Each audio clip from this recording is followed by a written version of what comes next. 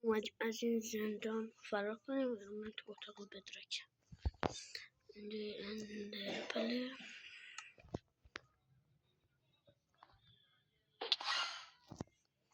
اینجا داخل اینجا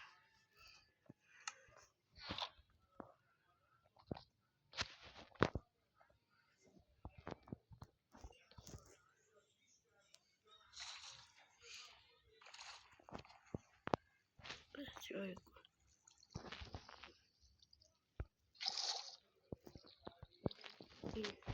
این خب حالا باید با اسلایم کلاچ کنیم.